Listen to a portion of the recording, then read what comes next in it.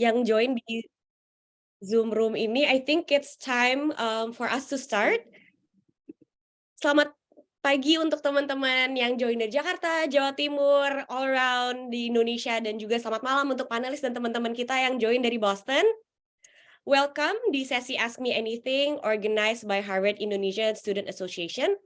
Perkenalkan, namaku Safira. Sekarang aku mahasiswi di Harvard Kennedy School, program Master in Public Policy. Untuk hari ini, I will help moderate untuk sesi Ask Me Anything pada hari ini. Dan kita udah kedatangan teman-teman panelis, yaitu mahasiswa dan mahasiswi aktif dari Harvard Chan School of Public Health. Hari ini ada 3 panelis yang udah datang di sini. Mungkin dari teman-teman panelis boleh perkenalkan diri dulu, mungkin bisa mulai dari Indi, silahkan. Halo semuanya, thank you for making time untuk attend this Zoom session. Perkenalkan, nama saya Indira Makes. I'm in the MPH 45 program, jurusan Health Management. And I'm excited to share about my experience di Harvard Chan dengan semua partisipan malam ini. Thank you, Indi. Oke, ada juga di sini Wildan. Please introduce yourself. Thank you, Safira. So, hi all, good morning, selamat pagi dari Boston, selamat malam ya. Perkenalkan, nama aku Wildan. Aku saat ini mahasiswa aktif untuk MPH 45, Master of Public Health, jurusannya adalah Global Health. Thank you, Wildan. Yang terakhir kita juga ada Asti. Please, Asti, please introduce yourself. Halo Kak Safira. Hi everyone, welcome buat di sessionnya Ask Me Anything. Namaku Asti. Programku Master Science in Global Health. Very excited to share my experience and insight in here because it's all amazing and I have a chance. So I hope kita bisa saling sharing dan terima kasih yang udah kenalan-kenalan dan diaminkan semua yang ada di comments. Hope to see you all. Okay, perfect. Thank you, Asti, for your introduction. Nah, jadi untuk hari ini kita ada beberapa sesi. Setelah perkenalan dari teman-teman panelis, kita akan masuk ke beberapa pertanyaan.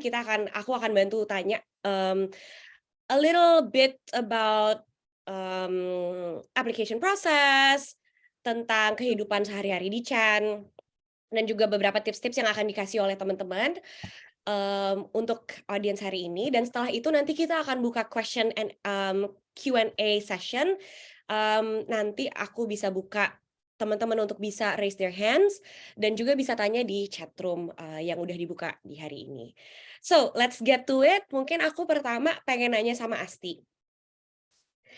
Jadi, Asti boleh nggak ceritain apa aja sih experience atau pengalaman kamu sebelumnya that helped you prepare to get into Chan? Oke, thank you pertanyaannya. Jadi aku mau sedikit cerita, dulu aku background-nya S1-nya Gizi, Fakultas Kesehatan Masyarakat di UI. Aku dulu kuliah masuknya 2014, terus lulus 2018, jadi selesai S1 2018. Nggak lama sempat kerja di startup, terus di 2019, pertengahan 2019 aku kerja di puskesmas, jadi di salah satu puskesmas di Jakarta. I was a nutritionist karena background-ku emang gizi.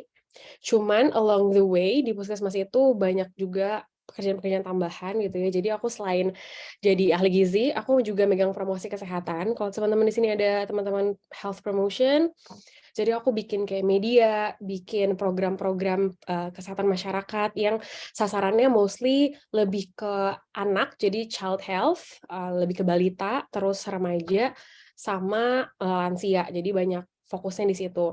Walaupun sebenarnya setelah itu kayak throughout itu segala siklus kehidupan juga mau nggak mau kita sasar. Dulu aku sempat megang di Poli juga, tapi mostly banyaknya tentang public health works, jadi kayak ke masyarakat, ke posyandu, posbindu lansia, terus banyak program-program juga ke sekolah dan lain-lain.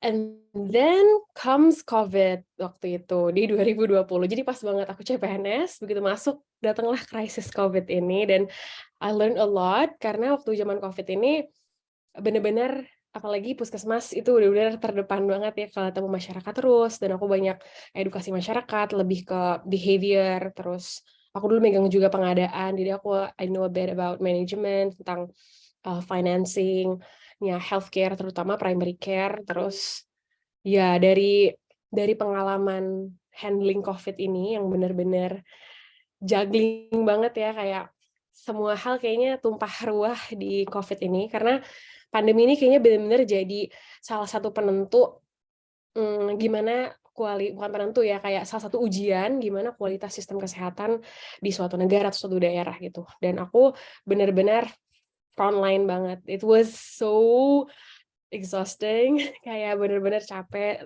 mental, fisik, segala macam, emosional juga. Dan pada akhirnya aku ngelihat banyak loopholes banget nih yang ada di sistem kesehatan di kita gitu. Terutama aku di Jakarta yang emang hands on banget, langsung ketemu masyarakat. Akhirnya aku memutuskan untuk lanjut sekolah gitu. Akhirnya aku apply Harvard Chan, tapi sebelum dapat keluar LOE, aku pindah kerja di dinas kesehatan. Jadi aku get promoted untuk di policy maker. Jadi selama 4 tahun setelah lulus, aku banyak kerja lapangan, tapi udah ada exposure juga tentang policy making di health. Kurang lebih kayak gitu. Nah, Asti, aku mungkin mau nanya one more thing from your story. Menurut Asti, from out of your experience, what was the one thing that you felt was pivotal? Jadi satu hal yang kayak membuat kamu menyadari bahwa, oh, this is how kayaknya I'm gonna apply to Chan because of this. Kayak apa ya motivasinya dari experience kamu sebelumnya? And what do you think that experience become like the one thing that made you kind of differentiate yourself from other applicants? Yeah. So I think like the aha moment, like, okay, now I think I'm going to apply to Chan School Public Health, itu pas tahun pertama memasuki tahun kedua COVID kali ya. Jadi tahun pertama COVID, it was so chaotic, terutama grassroots ya, kayak guideline segala macam cepat banget berubahnya, program segala macam cepat banget berubahnya. Dan kalau misalnya ada aturan dari misal kementerian gitu, itu tuh kita di bawah di lapangan tuh harus sesegera mungkin adjust sana sini, gimana caranya bisa si these policies itu berjalan dengan lancar gitu. Sementara di lapangan itu kita banyak banget shortage kayak dari sisi human resource-nya kurang, kompetensi human resource juga kurang, capital lain juga, duit juga kurang, terus apalagi kayak waktu itu ada shortage barang-barang kayak medical supplies dan lain-lain. It was super chaotic at that moment, banyak hal-hal langka dan orang-orang juga nggak tahu karena ini pandemi gitu kan. Dan aku ngerasa banget it's not supposed to be like this, karena aku bener-bener ngelihat kayak orang-orang datang ke IGD puskesmasku dengan udah sesak nafas, udah the worst condition that I could ever think of. Bahkan aku juga megang, karena aku megang health promotion, aku megang hotline di Instagram sama hotline-nya puskesmasku kan. Jadi kayak I also served as kayak customer service gitu ya kalau diteleponin.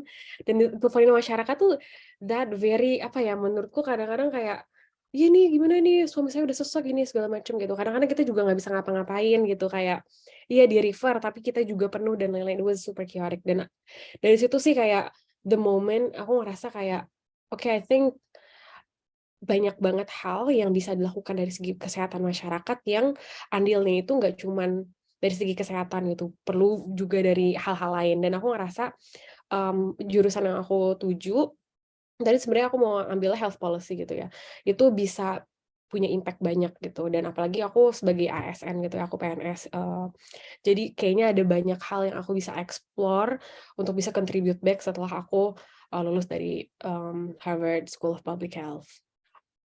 Thank you, Asti. Mungkin kalau kita bisa tarik kesimpulan dari cerita Asti dan juga apa yang akan berguna untuk teman-teman di sini, itu sebenarnya in any of your experience saat kamu akan daftar nanti ke whatever program that you want, itu akan ada selalu satu pengalaman yang pivotal gitu ya, yang kayak menentukan bahwa okay, this is why you know that you want to apply and this is sort of like your why. Jadi nanti buat teman-teman nanti pas akan daftar, I think it's a process dan nanti akan menyadari dengan sendirinya bahwa ada aha momentnya itu yang bisa jadi your story when you apply. Kak, aku boleh nambahin satu poin lagi nggak? Boleh dong. Tentang pivotal ini. Jadi aku juga baru nyadar ya, another thing dari hal yang pivot banget dari hidupku adalah waktu aku lulus kuliah tuh sebenarnya aku pingin kayak ke NGO atau ke international organization tentang health gitu, karena aku waktu kuliah banyak berkecimpung juga tentang global health gitu-gitu deh. Dan aku tadi ngeliat juga banyak kayak di komentar kayak pingin kerja di WHO, pingin kerja di international organization apapun itu. Dan pada akhirnya aku kerja di puskesmas. It was really tamparan besar banget ya aku, karena aku sebenarnya nggak mau kerja di puskesmas. Kayak puskesmas stigma di aku ya, ini salah satu stigma yang menurutku stigma banget gitu ya, kayak puskesmas tuh apa sih emangnya, impact-nya apa sih, kayak kerjanya apa sih, kayak gitu kan, banyak stigma kayak gitu. Padahal sebenarnya di puskesmas itu banyak banget hal yang kita bisa kerjakan, apalagi sebagai public health practitioner yang sebenarnya mungkin dipandang sebelah mata, mungkin nggak wow, nggak prestigious gitu, nggak apa namanya, nggak misalnya advocacy yang tingkatnya internasional yada-yada, mungkin nggak kayak gitu kerjaan kita, tapi believe it, apapun jalan kalian setelah S1 itu, pasti banyak banget yang bisa dipelajarin dan banyak pelajaran yang membuat kita jadi tahu ke depannya bakal ngapain gitu, termasuk S2 ini. Jadi meskipun aku juga dulu ngerasa kayak, aduh gimana nih kerja di puskesmas, apa yang kayaknya aku nggak bisa belajar banyak, kayaknya bakal gitu-gitu doang. Ternyata enggak, kayak I learn a lot, like literally a lot of thing I learn, yang akhirnya menurutku bisa bisa apa ya, ngekonstruk cara pandang aku dan menemukan why aku kenapa, reason aku kenapa pada akhirnya bisa keterima di lanjut sekolah di Harvard gitu. Thank you Asti. Mungkin kita udah dengar dari Asti, aku mau turn the attention to Indi. Nah, untuk Indi, boleh nggak Indi share tips-tips yang bisa ngebantu untuk proses pendaftaran ke Chan? Misalnya, what did you do on any tips on essays, recommendation letters, or any other processes that you can share? Okay. So pertama-tama, we have to know that the application itu consists of many different components.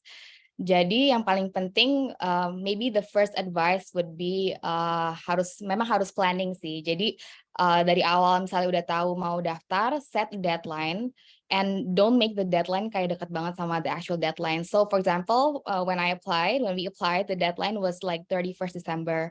So I guess all of us created our own deadlines. Kayak I created mine kayak 2 weeks in advance. Jadi kayak ada room for misalnya ada kenapa-napa. That's I think the first advice yang harus di-share sih, karena components ini campuran antara hal-hal yang kita bisa kontrol sendiri seperti essay yang kita buat, lalu tes-tes kita, namun juga consist of things that kita perlu dari orang lain. Jadi of course it takes time to request it from someone, terus tunggu mereka jawab, lalu tunggu mereka juga submit. So pertama-tama make a list of all the things you need, the deadlines, and memang harus tekun dan sabar sih untuk melakukan dan juga untuk kejar orang lain untuk memberikan hal yang kita perlu.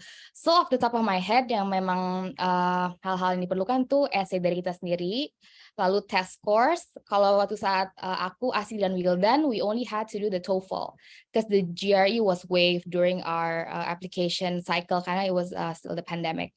Lalu ada minimum of 3 letters of recommendations, lalu ada CV kita, lalu ada transcripts. Yeah, I think that's what I remember ya.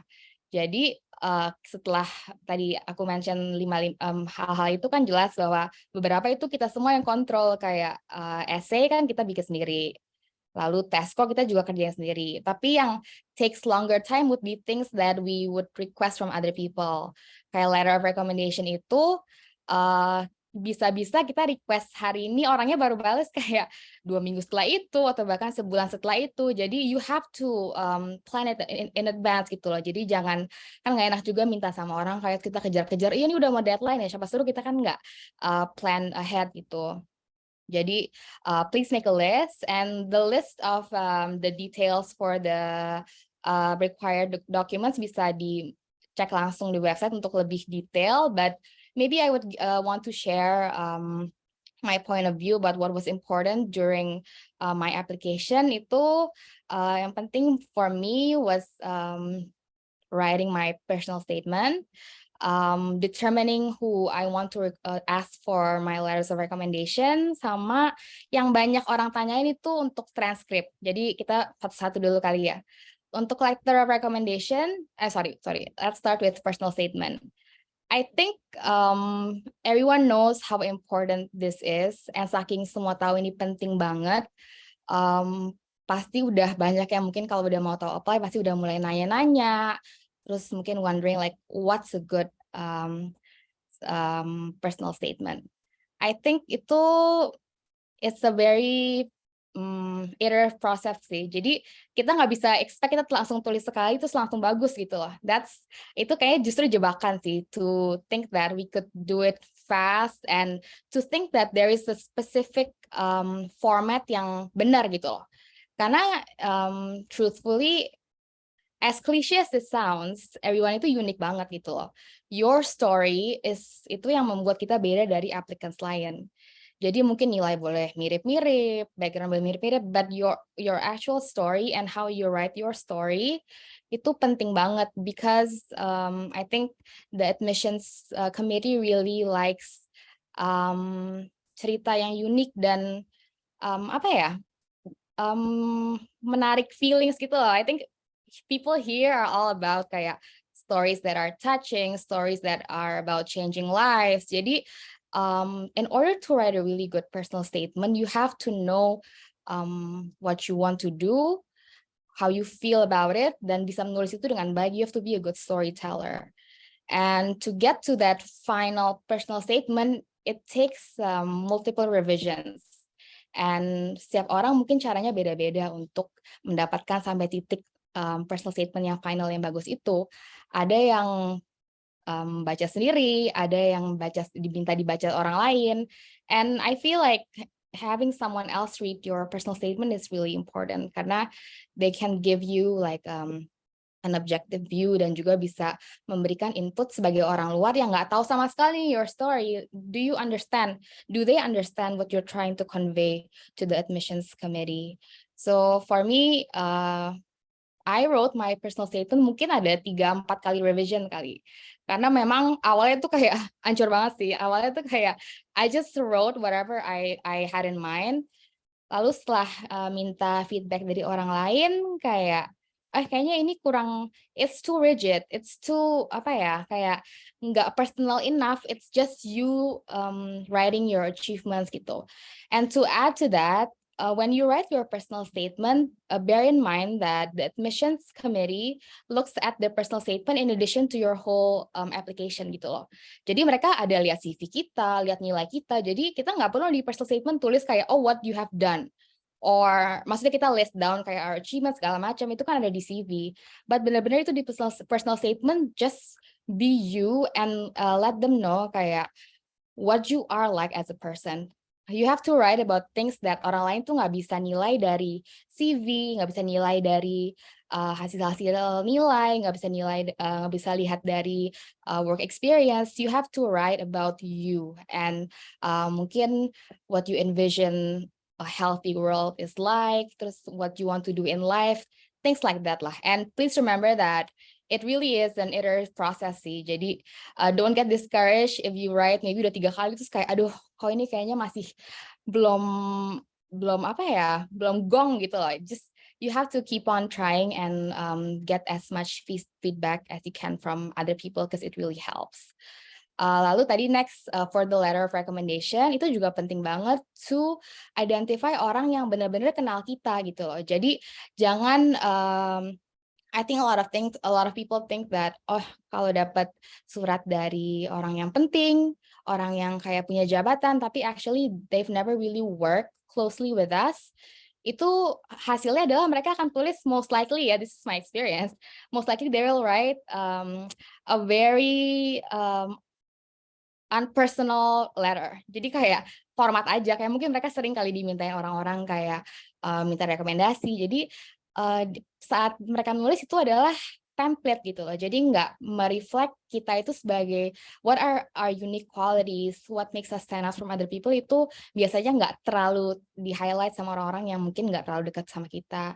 Tapi orang-orang yang dekat dan benar-benar pernah kerja sama kita, contohnya mungkin profesor atau dosen di sekolah yang benar-benar pernah berhubungan langsung dengan kita, mungkin pembimbing skripsi, atau kalau di pekerjaan your direct boss, itu juga those are good examples because they really see how we work, they really see how we manage crisis, how we address problems. Itu mereka yang sangat bisa lihat dan bisa menulis tentang hal-hal yang justru dicari nih oleh admissions committee. Lalu untuk letter of recommendation juga biasanya sih orang-orang yang kita mintain letter of recommendation, obviously mereka ada pekerjaan lain ya. Jadi it's also important to ask nicely, but then jangan buru-buruin orang karena satu itu nggak, it's kind of rude. Second, mereka jadi nulis letternya itu nggak apa ya, kayak terburu-buru gitu. It will not result in a very good letter in my opinion kalau mereka terburu-buru. Jadi coming back to the first point I shared about planning, itu penting banget untuk kita dari awal tuh udah at least mapping lah, kita mau approach siapa ya, dan juga punya backup. Misalnya orang itu kebetulan maybe they have too much that they're dealing with, mereka for some reason nggak bisa kasih, you need to be able to have a backup plan untuk siapa yang memberikan letter of recommendation. And it's kind of tricky karena mereka juga harus submit sendiri segala macam, tapi itu biasanya kita bisa bantu sih. But again, coming back to my first point, just be sure that you plan things ahead, dan jangan udah menjelang misalnya November, Desember baru kayak frantically looking for your dosen atau bosses untuk mintain letters, karena most likely resultnya nggak akan terlalu ideal. Terus maybe the last point I want to share about is about the transcript. Jadi salah satu requirements-nya juga adalah kita submit our transcripts. Untuk submit transcript ini ada proses khusus, yaitu semacam penyetaraan dengan standar internasional.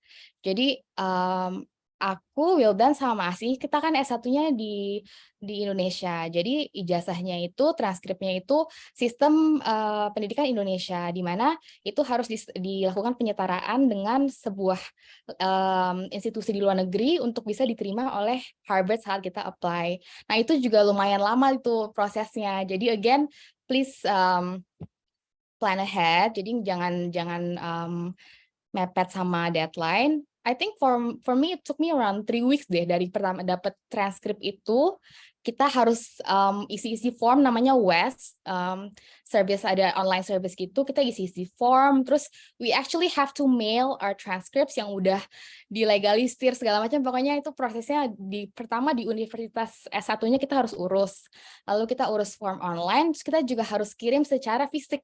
Jadi of course it takes time to send like a DHL package from Indonesia untuk ke US, kan it takes time. Nah, di sana juga nanti dari mereka it took like maybe 2 weeks untuk mereka proses, dan nanti mereka baru bisa kirim ke Harvard untuk diproses. Jadi those things, kayak misalnya kita selesain, dari kitanya udah selesai nih, tapi kan dari merekanya takes time gitu loh. Jadi better to, kalau bisa misalnya udah tahu mau apply dan udah siap hal-hal yang harus disiapkan, cepat-cepatin aja selesain yang perlu dikirim-kirim dan takes time, supaya kita nggak frantic di ujung-ujungnya gitu. I guess for now itu dulu, kalau ada yang mau tambah dari Asti or Wildan. Nah, mungkin aku bisa, I can conclude that yang tadi udah di-share oleh Indira itu bener banget, karena I think the biggest key is to plan ahead. Dan ini juga plan ahead tuh bisa di-apply di segala hal dari persiapannya, dari essay, you need to understand essay ini butuh iteration process, so you need to plan ahead. Recommendation letter, karena kita harus minta, you also need to plan ahead because you have to be mindful of their time. Dan yang terakhir untuk transkrip itu juga karena semuanya butuh waktu, so I think the key here adalah whatever it is, just plan ahead and know like what's coming. So mungkin thank you Indi, aku mau move ke panelis kita yang belum aku tanyain apa-apa nih. Di sini ada Wildan. Nah, I have one very important question for Wildan yang mungkin banyak juga paling penasaran, yaitu boleh nggak Wildan can you share us tips on getting financial aid and scholarships to Chan? Oke. Thank you, Safira pertanyaannya. Mungkin ini salah satu pertanyaan yang tadi bilang Safira, ini pertanyaan yang paling sering ditanyain, gimana sih caranya untuk bisa dapat scholarship ke Harvard gitu ya. Nah sebenarnya untuk scholarship sendiri, aku bisa bilang bahwa ada 2 scholarship besar yang bisa kita pakai kalau misalnya kita mau study di US gitu ya. Yang pertama tentu saja teman-teman kenal LPDP. Nah LPDP itu paling sering dipakai buat teman-teman untuk kuliah di US, dan yang kedua adalah untuk beasiswa ini ada beasiswa dari government di US itu Fulbright gitu. Nah, bedanya apa? Bedanya adalah sebenarnya kalau misalnya untuk Fulbright itu correct me if I'm wrong dari teman-teman yang tahu Fulbright. Fulbright itu saat ini dia tidak full untuk mengcover semua apa namanya baik itu tuition fee atau living cost. Jadi tidak sesuai namanya yang Fulbright. Mereka coverage-nya tidak full gitu. Jadi ada beberapa dari kita yang akhirnya nggak memilih Fulbright untuk menjadi salah satu beasiswanya. Nah, comes to the second choice yaitu LPDP, itu yang paling sering dipakai oleh teman-teman karena LPDP ngasih kita full tuition fee, kemudian juga ada apa namanya ada living cost, ada settlement cost, ada uang buku dan lain sebagainya, itu semuanya dibayarkan oleh LPDP gitu. Nah, tips dan triknya gimana? Tips dan triknya adalah kalau misalnya teman-teman udah mau apa namanya udah mau apply ke Harvard, adalah teman-teman bisa cari nih kira-kira beasiswa mana yang cocok untuk teman-teman gitu. Kalau misalnya teman-teman nggak butuh beasiswa full dan teman-teman pengen beasiswa dari government di US, ya teman-teman bisa pilih Fulbright. Tapi kalau misalnya teman-teman mau yang beasiswanya yang full banget, itu teman-teman bisa pilih LPDP. Nah dari situ kemudian teman-teman sama tadi kayak Indira, kalau misalnya kita udah mau apply beasiswa, kita harus tahu syaratnya apa aja.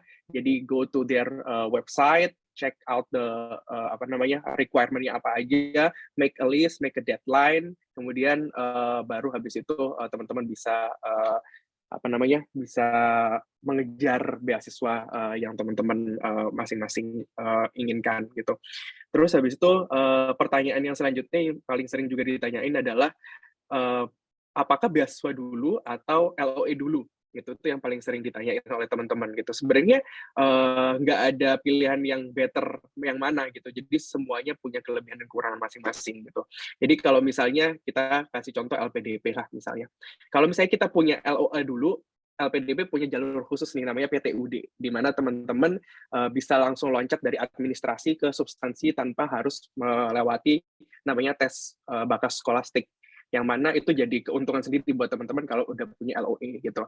Tapi kalau misalnya teman-teman udah punya beasiswa dulu baru dapat LOE, itu juga bisa jadi salah satu selling point teman-teman ke universitas bahwa oh aku udah punya funding nih. Jadi itu akan jadi suatu alasan yang kuat untuk menjadi nilai tambah teman-teman untuk apply di universitasnya gitu.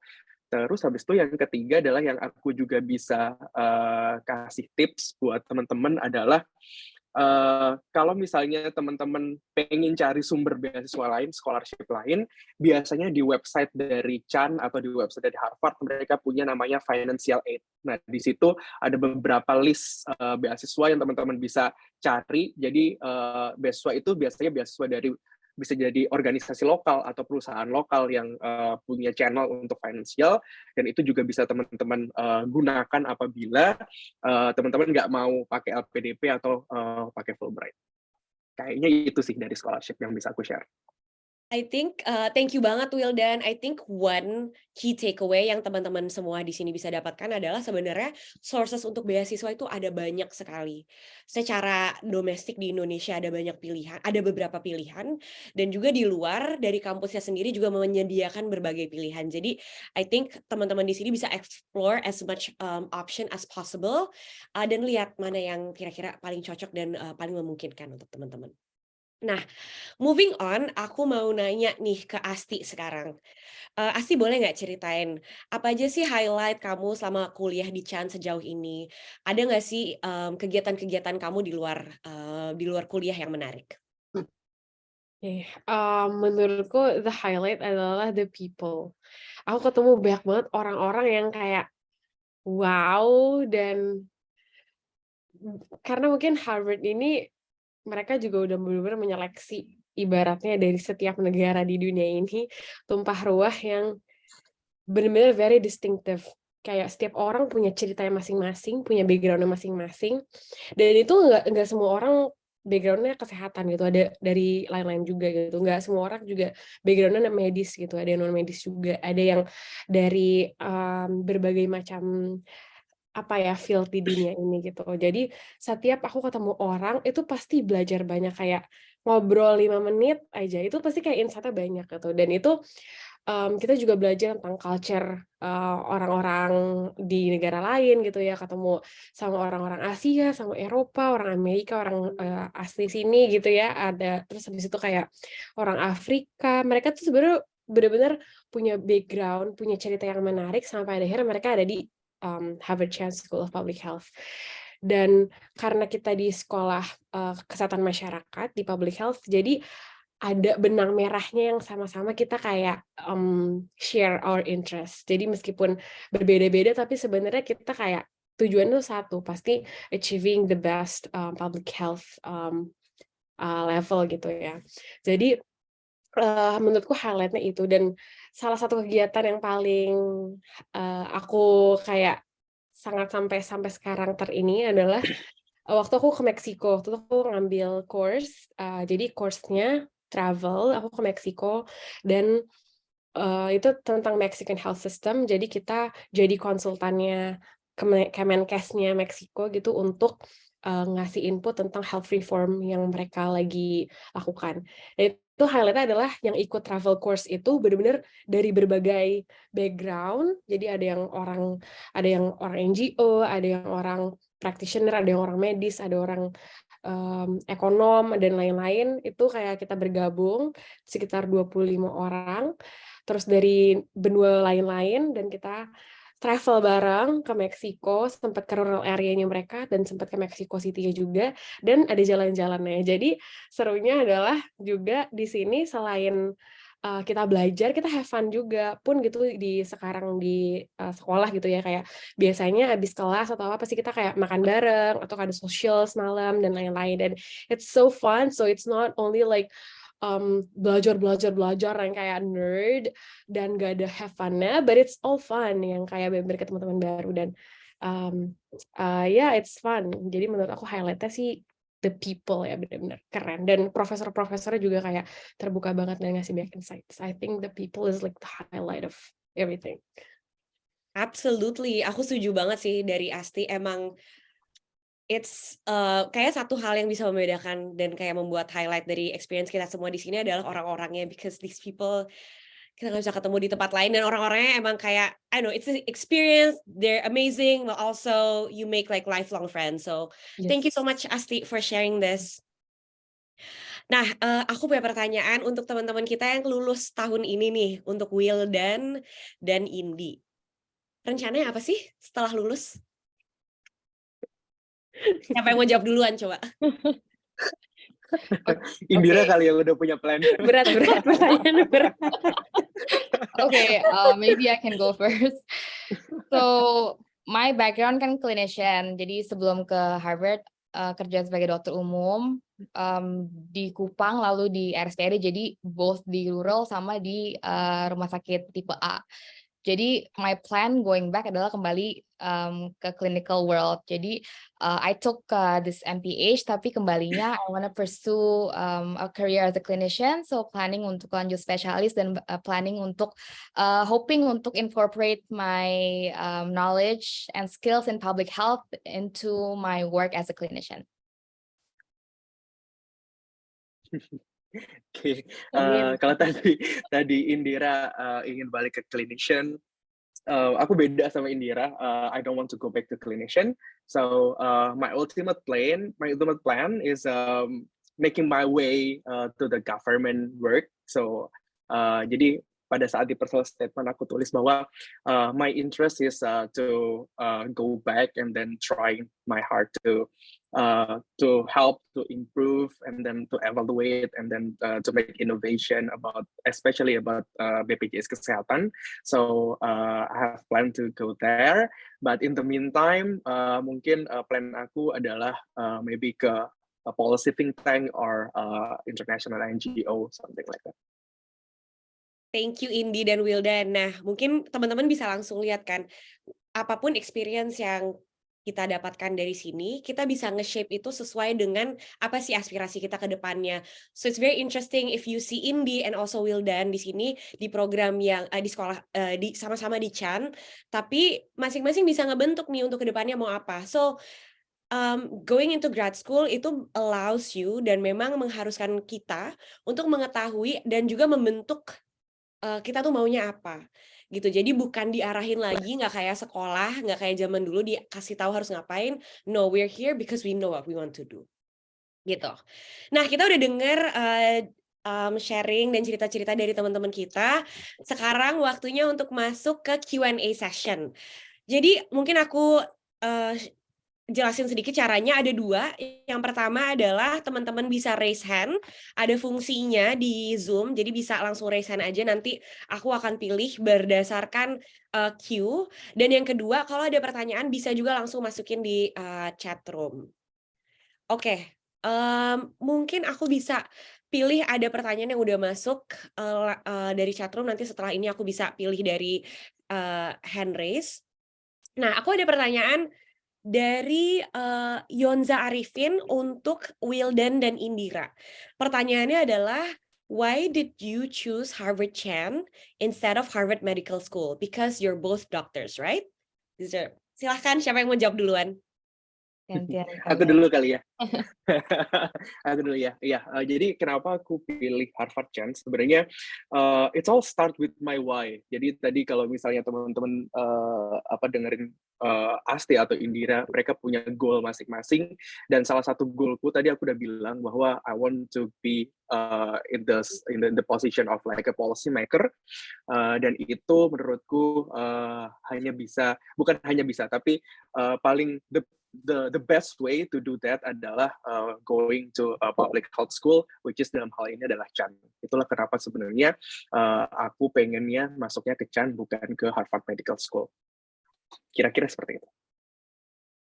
Okay, so for me mungkin lebih alasan praktikal. So program MPH ini 9 bulan.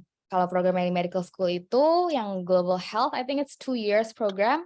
Jadi for me, karena memang my goal adalah kalau bisa di-pack secepat mungkin, sesingkat mungkin dapat knowledge as much as I can, tapi nggak terlalu lama, which is the MPH program. Jadi for me, it's actually karena waktunya sih.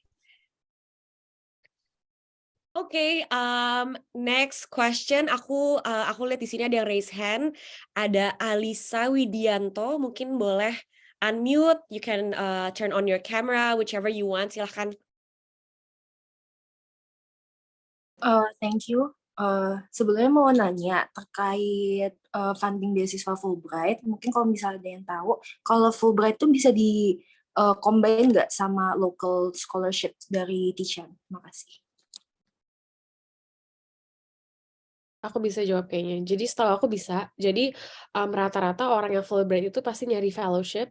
Jadi Fulbright itu bukan yang nggak nge-cover semua hal, tapi Fulbright itu punya cap. Jadi ada maximum amount of scholarship yang mereka provide, yang dimana Harvard ini mahal kayak kuda, ya kan? Kayak mahal banget. Jadi si Fulbright ini nggak bisa full cover tuition kita di Harvard. Jadi mostly rata-rata Fulbright emang kayak ngarahin ke public school yang emang lebih murah gitu ya.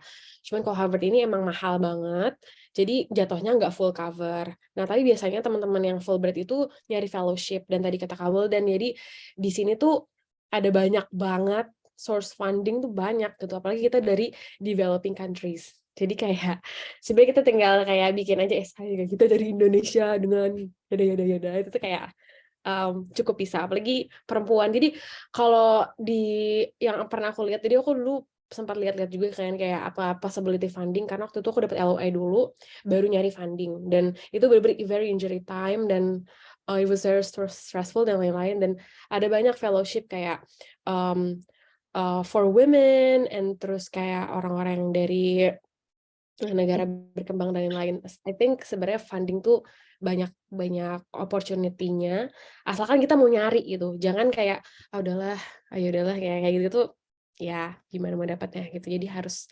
sering-sering searching for opportunities. Thank you, Asti. Next question aku akan ngambil yang ada di chat. And also I can give the opportunity if the person wants to say the question out loud. Di sini ada Adin. Apakah I'm not sure if I can see it in the participant. You have the opportunity to ask the question out loud. If you may, you can just boleh silahkan untuk unmute dan pasang kamera kalau misalnya berkenan. Pertanyaannya dari Adin. Ada nggak ya di sini? Halo Kak. Oh ya, Ya, oke, silakan. Oke, sebenarnya aku ada pertanyaan tambahan selain yang udah aku ketik di atas. Ini untuk Kak Wildan. Jadi kan tadi Kak cerita tentang pengen KBPJS, dan kayaknya aku juga pernah lihat post Kak di Instagram kalau nggak salah. Nah, aku pengen tanya, kenapa milih jurusannya itu Global Health daripada Health Policy? Yes. Terus habis itu, aku masih bingung beda antara public health sama global health, karena aku pernah lihat ada uni yang provide master programnya benar-benar khusus untuk global health. Jadi dia kayak kasih tabel perbedaan gitu, public health dan global health. Tapi aku masih kurang nangkep sebenarnya beda aplikasinya gimana nanti setelah kerja gitu terutama. Makasih. Ya, oke, thank you. Adin ya. Jadi tadi pertanyaannya adalah kenapa aku nggak milih health policy tapi pilihnya global health. The thing is sebenarnya adalah dulu application aku ke health policy gitu. Tapi sama Harvard diubah ke global health gitu karena menurut mereka global health itu lebih cocok dengan apa yang aku tulis di personal statement dan kontribusi aku ke depannya gitu, karena setelah aku masuk sini I realize bahwa health policy di Harvard itu adalah lebih ke US based, jadi itu nggak cocok untuk international student yang maunya berkontribusi balik ke negara masing-masing gitu. Jadi itulah kenapa alasannya aku sekarang ada di global health. Nah terus bedanya global health sama public health apa? Sebenarnya secara struktur global health itu masuk ke dalam public health, tapi bedanya adalah kalau global health itu lebih ke dia nggak ada border national, jadi semua kayak misalnya risk factor-nya sharing antar satu negara dengan negara yang lain, terus habis itu juga opportunity juga secara internasional gitu. Jadi bedanya adalah lebih ke arah scope-nya sih, scope-nya seperti apa. Mungkin nanti Asti bisa tambahin yang tentang perbedaan antara public health dan global health. Tapi secara umum bedanya adalah border dari geografikalnya. Kalau public health biasanya kita lebih bicara tentang national atau subnasional. Nah kalau global health ini kita bicaranya lebih ke arah international sama relationship antara nasional satu negara dengan negara lain dalam hal untuk public health kayak gitu. Oke, thank you Wildan. Next question, ini ada yang raise hand, Akila, silahkan. Oke, halo Kak. I want to ask semuanya yang mungkin bisa jawab. Sebenarnya kalau misalnya MPH itu dari bidang apa aja? I mean kayak should it from like medical or clinician or something like engineering background? I think itu boleh atau enggak? Thank you. Mungkin Indi bisa bantu jawab. Okay, so based on my experience, my classmates yang anak-anak MPH itu actually background-nya diverse banget. Memang lumayan banyak sih yang medical doctor karena ya mungkin memang field-nya aligned. But there are other backgrounds too, kayak ada yang background-nya law, ada yang background-nya consulting, ada yang background-nya environmental health. Jadi sebenarnya bisa dari mana aja sih, as long as you know, quoting Kak Wildan tadi, as long as you know your why. Kayak as long as you know trajectory-nya mau kemana, mau sekolah di Harvard Chan itu, what are you trying to get and what are you trying to apply the knowledge for gitu. Mungkin juga I will go further into MPH itu ada 2 program, MPH 45 sama MPH 65. Perbedaannya itu jadi 45 dan 65 itu number of credits. Jadi MPH 45, which is my program dan juga Kak Wilda's program, itu khusus untuk applicants yang sudah punya degree professional. Jadi seperti MD atau JD, atau sudah pernah kerja selama 5 tahun, dan dia nggak specify di background apa.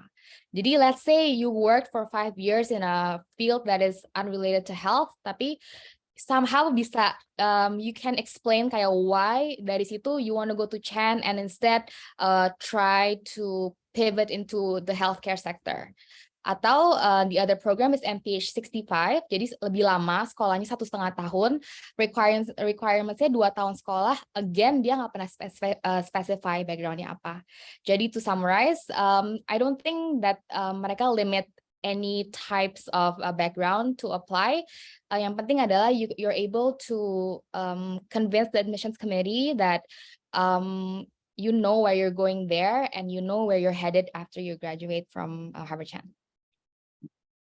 Fun fact, mau nambahin Indira dikit, my Silakan. classmates ada yang background-nya economist, ada yang background-nya teknik, ada yang background-nya computer science, even ada yang background-nya arsitektur. Jadi, so everyone welcome here at Chan.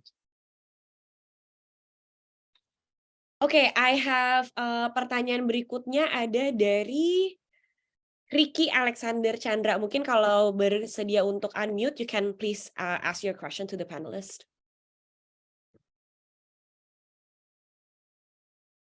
Adakah? Okay, I can read it out if the person's not here. Okay, mungkin teman-teman salah satu yang bisa jawab, how do you make a good personal statement? Like, what is the main tip?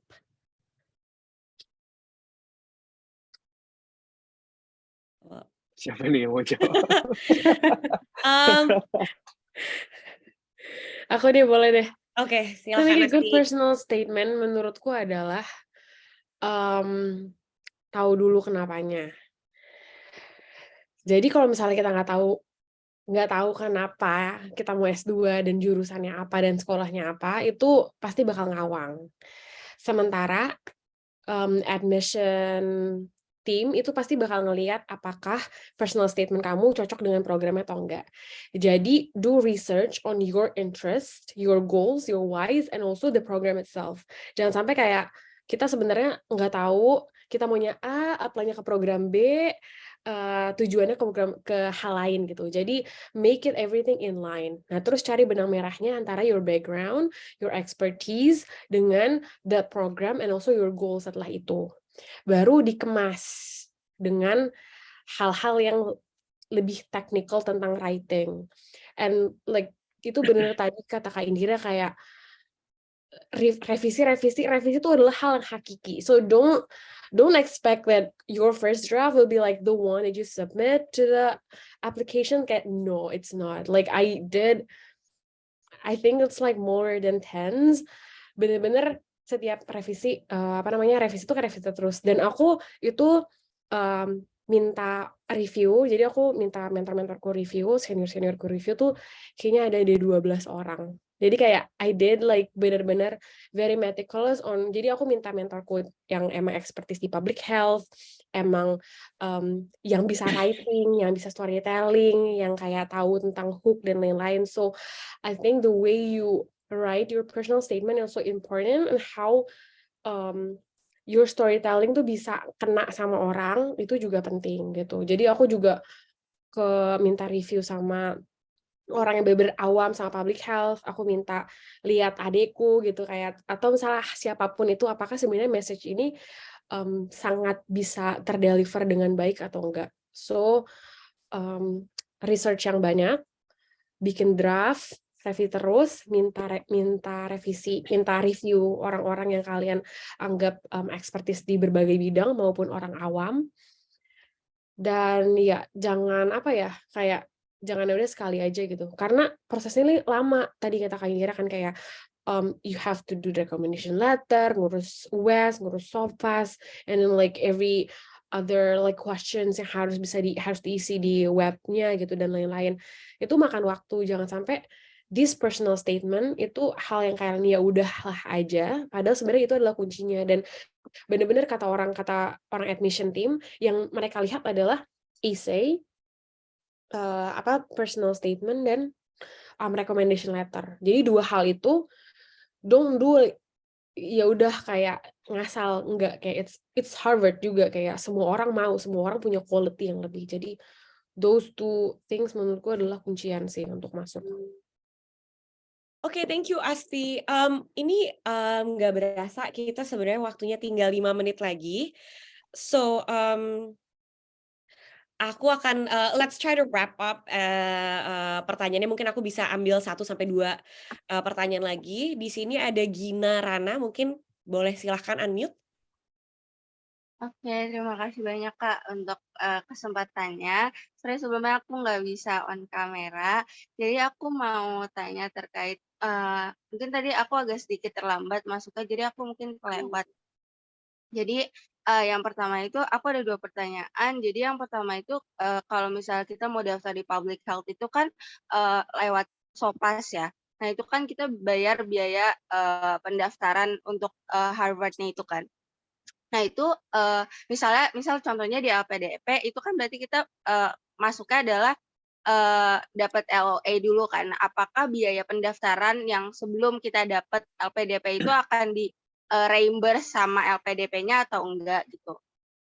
Terus untuk yang kedua itu tentang career opportunity-nya di US itu sendiri. Kalau untuk public health-nya itu gimana sih Kak? Karena kalau misalnya kita S1 di sini kan mungkin ada kesempatan untuk diwajibkan misal untuk magang di Kemenkesnya dan lain sebagainya. Nah kalau di S2 itu apakah juga diwajibkan atau sebenarnya kita bisa cari sendiri gitu? Karena tadi mungkin Kak Asti sempat juga jelasin tentang yang ikut consulting di Meksiko itu gitu Kak.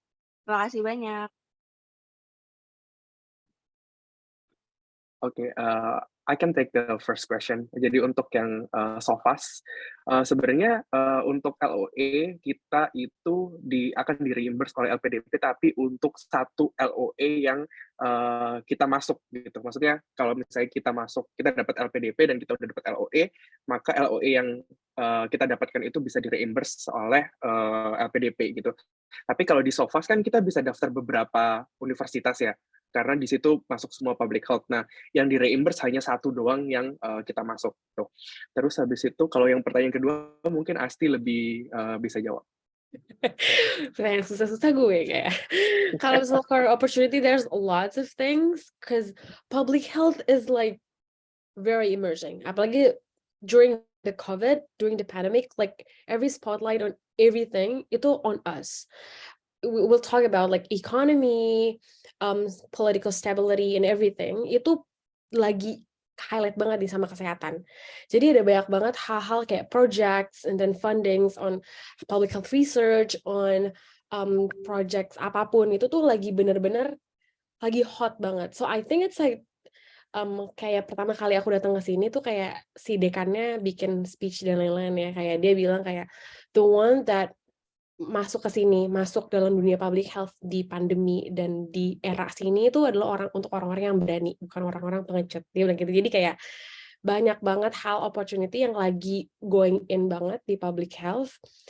Dan apalagi sekarang karena pandemi lagi banyak nih kayak strengthening health system dan lain-lain. Jadi gimana public health sector ini nge-push menteri-menteri keuangan untuk bisa naikin budget kesehatan dan lain-lain. And it takes lots of human resource yang emang expertise di bidang, nggak cuma di bidang kesehatan, tapi di health economist dan lain-lain untuk bisa benar-benar membuat sistem kesehatan di setiap negara itu baik. So, kemarin aku di Meksiko ada project, kemarin Khalil dan juga ke Chile, terus ada banyak kayak funding grants. Aku sekarang lagi nyari summer internship, dan sebenarnya banyak juga kayak project kayak di India, pun di Indonesia dan lain-lain. So don't be afraid setelah ini career aspiration kalian akan susah. No, kayak that's a lot of things. Nah, apalagi di Harvard Chan ini banyak juga ikatan alumni juga kuat. Jadi setiap minggu kita kayak disebarin career opportunities dari Harvard Chan. So don't be afraid. Kita masih butuh banyak orang-orang yang expertise di bidang kesehatan masyarakat, terutama di Indonesia. Thank you Asti. Mungkin in the interest of time, aku cuman bisa ambil satu pertanyaan lagi. Mungkin nanti kalau ada pertanyaan tambahan, bisa langsung kontak teman-teman yang ada di sini, panelis yang ada di sini di Instagram masing-masing ya. Oke, last question, ada Intan Aliani, mungkin boleh unmute, silakan. Terima kasih. Sebelumnya saya ingin bertanya apakah kalau dari Global Health itu bisa terjun ke dalam WHO gitu, Kak? Terima kasih. Bisa. Bisa. Justru itu global health itu ya WHO emang. Cuman yang perlu diiniin adalah WHO itu lebih ke ya intinya bisa lah ya. Kayak itu emang global health banget. Oke, thank you Asti. Nah, mungkin sekali lagi thank you banget untuk semuanya yang udah menuliskan pertanyaan. Dan kalau misalnya memang masih ada pertanyaan, bisa langsung kontak teman-teman panelis yang ada di sini. Instagramnya bisa dilihat ada di Indonesia Harvard, Instagram Indonesia Harvard. Nah, mungkin sebelum aku tutup sesinya, boleh nggak teman-teman panelis share satu tips terakhir untuk teman-teman yang mau daftar ke Harvard Chan. Mungkin bisa dimulai dari Asti. Oke, aku kuncinya adalah menurutku resilient. Jadi don't ever give up. The process of applying to graduate school is long and take a lot of energy. Jadi reserve that. Jangan sampai kayak kalian udah deh gue mau sekali aja habis itu udah gitu, atau kayak ya udahlah, maksudnya nggak berenergi, nggak kayak it's kayak maraton gitu. Ini bukan kayak sekali goal udah pasti keterima, no. Apalagi ini Harvard, kayak maximize your opportunity, sabar, dijalanin semuanya satu-satu, dan harus resilient. Kalau ditolak, coba lagi, misalnya tolak funding, atau misalnya tolak apa, segala macam tuh kayak coba lagi, coba terus. Semangat! Silakan Wildan atau Indi. Tips Coba dulu nih, Indira apa aku dulu ya? Oke. Oke, siapa dulu nih? Oh, you go, ya, Kak Wildan aja. Aku dulu ya. My best, my ultimate advice for you guys adalah daftar. Kalau daftar, chance-nya ada 2, kalian keterima atau enggak. Kalau enggak daftar, chance-nya cuma 1, enggak keterima. That's it. Okay, so for me, I guess my advice adalah to think critically about why you want to pursue higher education in public health, because your reasoning untuk mau daftar itu will be reflected a lot in all of your application components. So think critically and yes, maju aja daftar. Good luck semuanya. Good luck semuanya. Oke, thank you Indi, thank you Wildan, thank you Asti. Nggak kerasa 1 jam berlalu secara sangat cepat. Kita dari Harvard Indonesia Student Association mau bilang terima kasih banyak untuk teman-teman yang udah join, dan juga teman-teman panelis yang udah share pengalamannya. Thank you for joining. See you next time in the next Ask Me Anything session. Bye-bye. Bye!